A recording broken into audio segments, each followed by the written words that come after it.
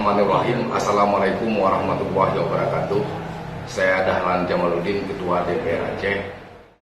DPR Aceh telah membentuk gugus tugas pengawasan bagi penanganan percepatan COVID-19.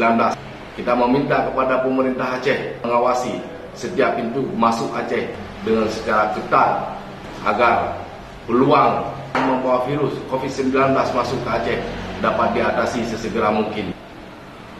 Pembatasan sosial harus terus disosialisasikan secara menyeluruh kepada masyarakat Aceh. Operasi pasar untuk memastikan stabilisasi harga dan kecukupan stok bahan pangan juga harus terus dilakukan oleh pemerintah Aceh.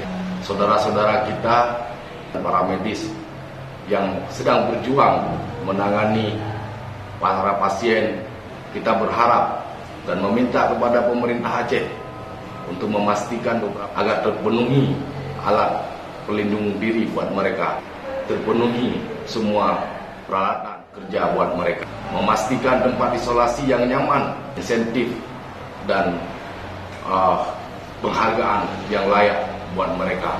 Segera pemerintah Aceh menyiapkan skema untuk melakukan antisipasi terhadap dampak sosial ekonomi yang hari ini dihadapi oleh masyarakat Aceh dengan bantuan langsung tunai, dengan distribusi sembako kepada masyarakat terdampak utama, yaitu para fakir miskin dan para pekerja informal.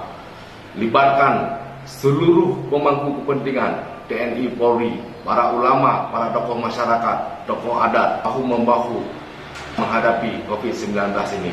Seraya berdoa dan mengharapkan perlindungan dari Allah Subhanahu wa Ta'ala agar masyarakat Aceh dapat menyongsong bulan suci Ramadan dan kita kembali kepada kehidupan yang normal.